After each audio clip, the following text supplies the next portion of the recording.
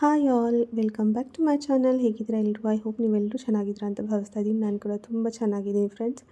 ಇವತ್ತು ನಮ್ಮ weight loss ಜರ್ನಿಯ 5ನೇ ದಿವಸ ಆಗಿರುತ್ತೆ. ಈಗಿನ ನನ್ನ ಪ್ರೆಸೆಂಟ್ ವೆಯ್ಟ್ 78.60. ಕಡಿಮೆನೂ ತೋರಿಸುತ್ತೆ, ಜಾಸ್ತಿನೂ ತೋರಿಸುತ್ತೆ.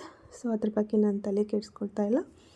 ನಾನು ಮುಂಚೆನೇ ಹೇಳಿರೋ ಹಾಗೆ ಡೇ ಟು ಡೇ ಅಪ್ಡೇಟ್ ಅಂದರೆ ಪ್ರತಿ ದಿವಸ ನನ್ನ ವೆಯ್ಟ್ ಎಷ್ಟಿದೆ ಅನ್ನೋದನ್ನು ನಾನು ಶೇರ್ ಮಾಡ್ತಾ ಹೋಗ್ತೀನಿ. ನಾವು ತಿಂತಾಯಿರೋ ಫುಡ್ಡು ಕರೆಕ್ಟಾಗಿ ತಿಂತಾಯಿದ್ದೀವಾ, ಬ್ಯಾಲೆನ್ಸ್ಡಾಗಿ ತಿಂತಾಯಿದ್ದೀವಾ, ಕಡಿಮೆ ಕ್ವಾಂಟಿಟಿ ತಿಂತಾಯಿದ್ದೀವಾ, ಹೆಲ್ದಿಯಾಗಿ ತಿಂತಾಯಿದ್ದೀವಾ, ಅದಷ್ಟೇ ಮ್ಯಾಟರ್ ಆಗುತ್ತೆ. ಪ್ರತಿ ದಿವಸದ ತೂಕ ಕಡಿಮೆ ಜಾಸ್ತಿ ತೋರಿಸ್ತಾನೆ ಇರುತ್ತೆ. ಅದ್ರ ಬಗ್ಗೆ ನಾನು ತಲೆ ಕೆಡಿಸ್ಕೊತಾ ಇಲ್ಲ. ಇನ್ನು ಬೆಳಗ್ಗೆ ಲಂಚಿಗೆ ರೆಡಿ ಮಾಡ್ತಾಯಿದ್ದೀನಿ. ಮೆಂತ್ಯ ಪಲ್ಯ ಮಾಡ್ತಾಯಿದ್ದೀನಿ.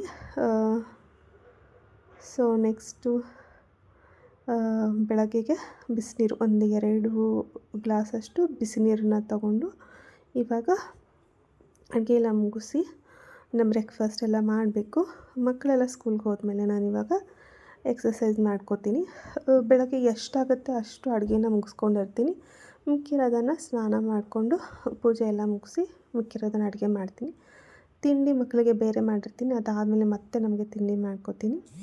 ಇನ್ನು ಪ್ರತಿ ದಿವಸ ನಾನು ಒಂದು ಟೈಮ್ ಇದೆ ಅಂತ ಅಂದರೆ ಒಂದು 5 ಸೆಟ್ಟು, ಟೈಮ್ ಇದೆ ಅಂದರೆ ಒಂದು 10 ಸೆಟ್ಟು, ಟೈಮ್ ಇಲ್ಲ ಅಂತಂದರೆ ಒಂದು 5 ಸೆಟ್ಟು ಸೂರ್ಯ ನಮಸ್ಕಾರ ಮಾಡಿ ನಂತರ ನಾನು ಒಂದಷ್ಟು ಎಕ್ಸಸೈಸ್ ಮಾಡ್ತೀನಿ.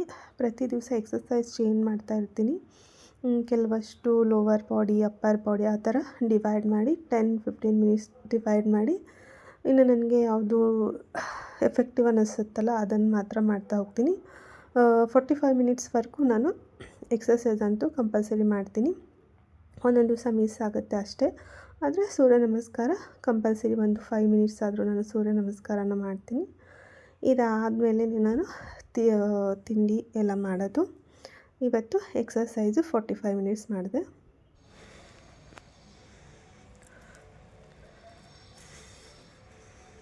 ಎಕ್ಸಸೈಸ್ ಎಲ್ಲ ಮುಗೀತು.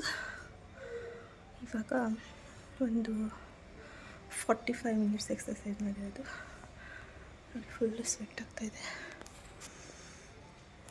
2 ಟೈಮ್ಸ್ ಮುಖ ತೊಳ್ಕೊಂಡೆ. ಇವಾಗ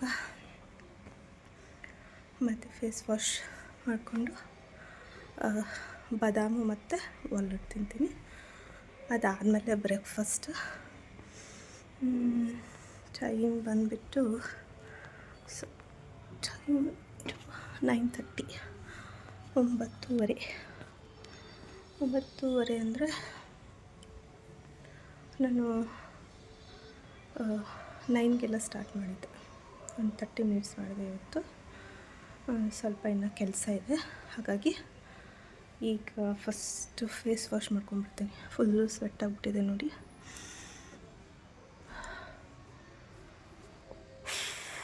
ಇವತ್ತು ಯಾವುದು ಫ್ಯಾಟ್ ಕಟ್ಟರ್ ಡ್ರಿಂಕ್ ತೊಗೊಂಡಿಲ್ಲ, ನಾರ್ಮಲ್ ವಾಟರ್ ತೊಗೊಂಡಿದ್ದು.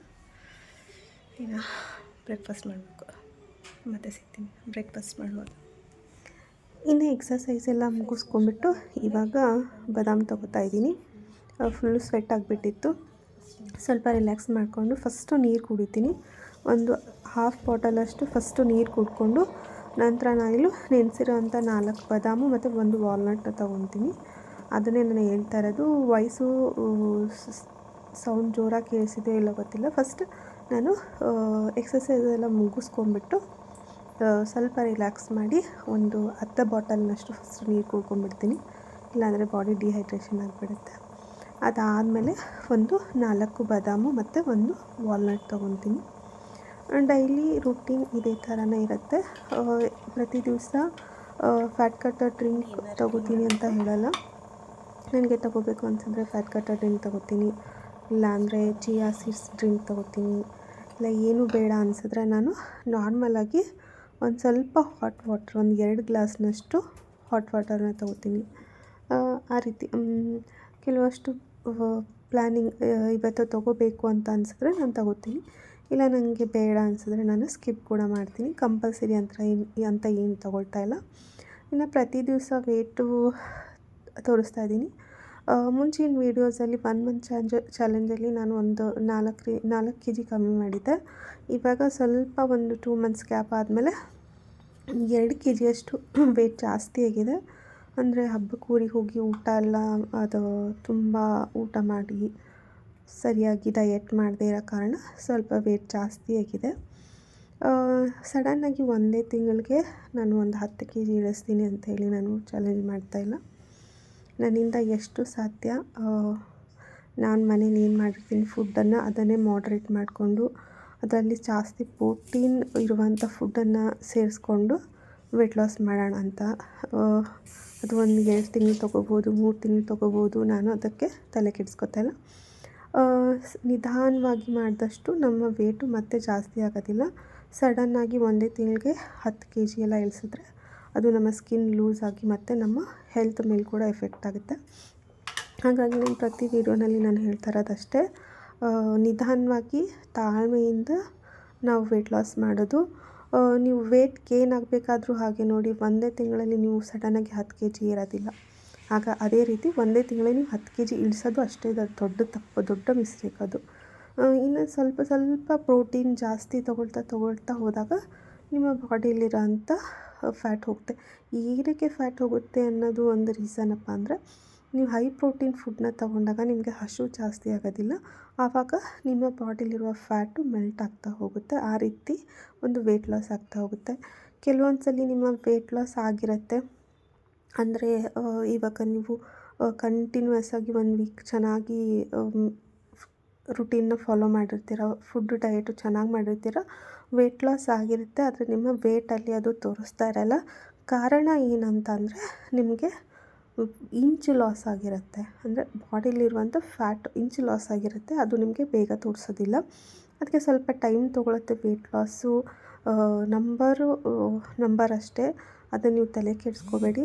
ನೀವು ಹಾಕೊಳ್ಳುವ ಬಟ್ಟೆ ಅಥವಾ ನಿಮಗೆ ಲೈಟ್ ಫೀಲ್ ಅನ್ನಿಸ್ತಾ ಇದೆ, ಆ್ಯಕ್ಟಿವ್ ಆಗಿದ್ದೀರಾ, ಹೆಲ್ತಿಯಾಗಿದ್ದೀರಾ ಅನ್ನೋದಷ್ಟೇ ಮುಖ್ಯ. ನಾನು 1 ವಾರ ತುಂಬ ಸಫರ್ ಮಾಡಿದೆ. ಅಂದರೆ ಬೇಗ ವೆಯ್ಟ್ ಲಾಸ್ ಮಾಡೋಕ್ಕೆ ಅಂತ ಅಲ್ಲ, ಒಂದು ಫ್ಯಾಟ್ ಕಟ್ಟರ್ ಒಂದಷ್ಟು ಡ್ರಿಂಕ್ನ ತೊಗೊಂಡಿದ್ದೆ. ಅದು ತುಂಬ ಓವರ್ ಹೀಟಾಗಿ ನಾನು ತುಂಬ ಸಫರ್ ಆಗಿದ್ದೀನಿ ಹೆಲ್ತ್ ವೈಸು. ಹಾಗಾಗಿ ನಾನು ಹೇಳೋದೇನೆಂದರೆ, ನಿಮ್ಮ ಬಾಡಿಗೆ ಯಾವುದು ಅಡ್ಜಸ್ಟ್ ಆಗುತ್ತೆ ಅದನ್ನು ನೋಡಿ ತೊಗೊಳ್ಳಿ. ನಾನು ಇವಾಗ ಬೇಡ, ಮತ್ತು ಯಾವಾಗಲಾದರೂ ಆ ಒಂದು ಪೌಡರ್ ಬಗ್ಗೆ ಹೇಳ್ತೀನಿ. ಆ ಪೌಡರ್ನ ತೊಗೊಂಡೆ. ನಾನು ತೊಗೊಂಡು ಒಂದು 4 ದಿವಸಕ್ಕೆ ನನಗೆ ಫುಲ್ಲು ಹೀಟಾಗಿ ಮೂಗೆಲ್ಲ ರೆಡ್ ಆಗಿ ಕೆಂಪಾಗಿಬಿಟ್ಟಿತ್ತು. 1 ವೀಕು ನಾನು ಸಫರ್ ಮಾಡಿದೆ. ಅದಾದ 1 ವೀಕು ಮತ್ತೆ ನನಗೆ ಕಣ್ಣು ಎಲ್ಲ ನೋವಾಗ್ಬಿಟ್ಟಿದೆ. ಇನ್ನೂ ಕಣ್ಣು ನೋವಿದೆ, ಬಾಯಲ್ಲೆಲ್ಲ ಮೌತ್ ಅಲ್ಸರೆಲ್ಲ ಆಗಿ ಅದೆಲ್ಲ ಪ್ರಾಬ್ಲಮ್ ಆಯಿತು. ಓವರ್ ಹೀಟ್ ಅಂದರೆ ಹೇಳೋಕ್ಕಾಗಲ್ಲ, ಅಷ್ಟು ಬಾಡಿ ಹೀಟ್ ಆಗಿಬಿಟ್ಟಿತ್ತು. ನಂದು ಫಸ್ಟ್ ಹೀಟ್ ಬಾಡಿ, ಅದಕ್ಕೆ ಇನ್ನೂ ಜಾಸ್ತಿ ಏನೋ ಸೇರಿಸ್ಕೊಂಡು ನಮ್ಮ ಬಾಡಿಲಿ ಏನಾಗ್ತಾಯಿದೆ ನಮಗೆ ಗೊತ್ತಾಗಲ್ಲ. ಕೆಲವಷ್ಟು ಪ್ರಯೋಗಗಳನ್ನು ಮಾಡ್ತಾ ಹೋಗ್ತೀವಿ, ಅದು ತಪ್ಪಂತ ನನಗೆ ಇವಾಗ ಅನ್ನಿಸ್ತಾ ಇದೆ. ಇವಾಗಲೂ ನಾನು ಸಫರ್ ಮಾಡ್ತಾಯಿದ್ದೀನಿ. ಕಣ್ಣು ನನಗೆ ಹಾಗೇ ಇದೆ, ಇಚ್ಚಿಂಗು ಕಣ್ಣಲ್ಲಿ, ಅದು ಪಿಂಪಲ್ ಆಗಿ ಅದು ಒಂದು ಪ್ರಾಬ್ಲಮ್ ಫೇಸ್ ಮಾಡಿದ್ದೀನಿ. ಆಲ್ಮೋಸ್ಟ್ 1-1.5 ತಿಂಗಳಷ್ಟು ನಾನು ಅದರಿಂದ ಸಫರ್ ಮಾಡಿದ್ದೀನಿ. ಅದಕ್ಕೆ ನಾನು ಹೇಳೋದು, ನಮ್ಮ ಬಾಡಿಗೆ ಯಾವುದು ಅಡ್ಜಸ್ಟ್ ಆಗುತ್ತೆ ಅದನ್ನು ಮಾತ್ರ ತೊಗೊಳ್ಳಿ. ಎಲ್ಲರೂ ತೊಗೊಳ್ತಾರಂತ ಹೇಳಿ ನಾವು ಫ್ಯಾಟ್ ಕಟ್ಟರ್ ಡ್ರಿಂಕ್ ಎಲ್ಲನೂ ತೊಗೊಳಕ್ಕಾಗೋದಿಲ್ಲ. ನಮಗೆ ಕೆಲವೊಂದು ಅಡ್ಜಸ್ಟ್ ಆಗುತ್ತೆ, ಕೆಲವೊಂದು ಅಡ್ಜಸ್ಟ್ ಆಗೋದಿಲ್ಲ. ನನಗೆ ಬೆಸ್ಟ್ ಅನಿಸಿದ್ದು ಚಿಯಾ ವಾಟರು. ಅದು ಯಾವುದೇ ರೀತಿ ಎಫೆಕ್ಟ್ ಆಗೋದಿಲ್ಲ. ಮತ್ತು ವೆಯ್ಟ್ ಲಾಸ್ ಮಾಡುತ್ತೋ ಇಲ್ಲೋ ಗೊತ್ತಿಲ್ಲ, ಬಟ್ ನಿಮಗೆ ಒಂದು ಎನರ್ಜಿಟಿಕ್ ಆಗಿರುವ ಥರ ಹೋಲ್ಡ್ ಆ ಥರ ನೋಡ್ಕೊಳ್ಳುತ್ತೆ. ಆ ಥರ ಮೆಟಬಾಲಿಸಮ್ ಕೂಡ ಜಾಸ್ತಿ ಮಾಡುತ್ತೆ. ಯಾವುದು ನಮಗೆ ಅಡ್ಜಸ್ಟ್ ಆಗುತ್ತೆ ಆ ರೀತಿ ನಾವು ನೋಡಿ ತೊಗೊಳ್ಬೇಕು. ಇನ್ನು ಲಂಚ್ ಬಂದುಬಿಟ್ಟು ನಾನು 2:30ಗೆ ಲಂಚ್ ಮಾಡೋದು, 2:30 ಆ ಥರ. ಒಂದು ಜೋಳದ ರೊಟ್ಟಿ, ಮೆಂತ್ಯ ಪಲ್ಯ ಹಾಕಿ ಪಲ್ಯನ ಮಾಡ್ಕೊಂಡಿರೋದು, ಮತ್ತು ಸಾಂಬಾರು, ಇನ್ನು ಟೊಮೆಟೊ ಚಟ್ನಿ ಮಾಡಿದ್ದೆ. ಅದ್ರ ಜೊತೆಗೆ ಒಂದು ಸ್ವಲ್ಪ ಸಲಾಡ್ನ ತೊಗೊತಾ ಇದ್ದೀನಿ. ಬೆಳಗ್ಗೆ ಬ್ರೇಕ್ಫಾಸ್ಟ್ಗೆ ನಾನು ಜಾಸ್ತಿ ವೆಜಿಟೇಬಲ್ಸ್ ಎಲ್ಲ ಹಾಕಿ ಶಾವಿಗೆ ಉಪ್ಪಿಟ್ಟು ಮಾಡ್ಕೊಂಡಿದ್ದೆ. ನಾನು ಏನೇ ಮಾಡಿದರೂ ವೆಜಿಟೇಬಲ್ಸು ಫುಲ್ಲು ಜಾಸ್ತಿ ಹಾಕಿ ಮಾಡ್ತೀನಿ. ಇನ್ನು ನೈಟ್ ಡಿನ್ನರ್ಗೆ ನಾನು ಟೋಫುನ ಹಾಕಿ ಹೈ ಪ್ರೋಟೀನ್ ಇರುವಂಥ ಡಿನ್ನರ್ನ ತೊಗೊಂಡೆ. Thanks for watching.